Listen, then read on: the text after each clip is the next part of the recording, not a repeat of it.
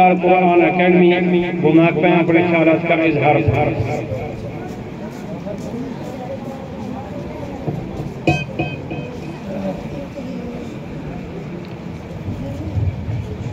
الحمد لله والصلاة والسلام على نبيه أما بعد أعوذ بالله من الشيطان الرجيم بسم الله الرحمن الرحيم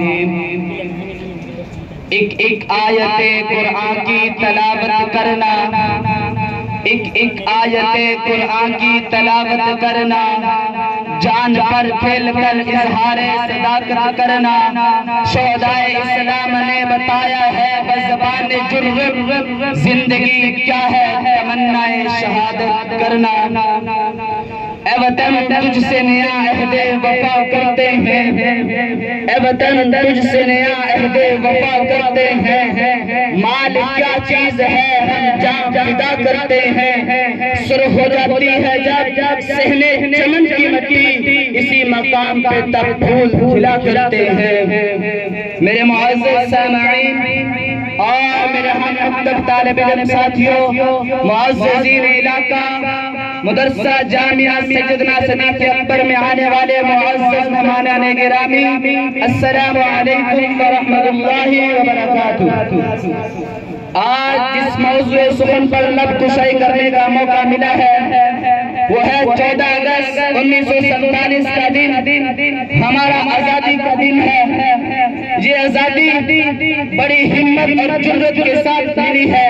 اس آزادی کے پیچھے بڑی ماؤں نے اپنے لخت جگر قربان کر دیے، کئی بھائیوں نے اپنے بھائیوں کو قربان کر دیا، تب جا کر یہ وطن ہمیں حاصل ہوا ہے۔ اور دیکھیے جہاں پہ سیاسی رہنماؤں نے اپنا کردار ادا کیا ہے، وہاں پر جو بم کا شہزادہ شاہ ولی اللہ میں تمہیں نظر آئے گا، جہاں پر سیاسی رہنماؤں نے اپنا کردار ادا کیا ہے، وہاں پر جو بم کے شہزادے سر سید احمد شہید بھی نظر آئیں گے۔ اور آج لوگ مدارس کے بارے میں بک کر رہے ہیں، علماء اکرام کو نظر انداز کر رہے ہیں۔ میں ان کو یہ کہنا چاہوں گا، کہیں ٹوپی کہیں پگڑی، کہیں قرآن نظر آئے گا، کہیں ٹوپی کہیں پگڑی، کہیں قرآن نظر آئے گا، کہیں قلم کہیں کتاب، کہیں قلم دان نظر آئے گا۔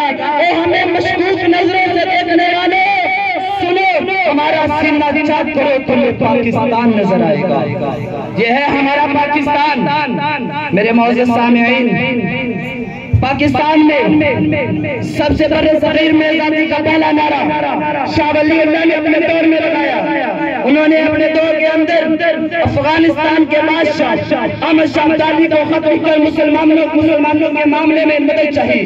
چنانچہ افغانستان کا بادشاہ احمد شاہ ابدالی پانی کے میدان میں آ کر ہندو کو شکست دی، وہ سب سے پہلا نعرے لانے والا جو بند کا شہزادہ شاہ ولی اللہ تھا۔ میرے معزز سامعین، اسی تسلسل کو لے کر شاہ ولی اللہ آئے، سید احمد شہید آئے، مولانا ابوالکلام آزاد آئے، شاہ اسماعیل شہید آئے، علامہ شبیر احمد عثمانی آئے، ظفر احمد عثمانی آئے، قائد اعظم محمد علی جناح اور علامہ اقبال کی انتھن منٹوں کوششوں کے بعد اللہ تعالیٰ نے ہمیں کو وطن دیا ہے، اس کو دنیا پاکستان کے نام سے یاد کرتی ہے۔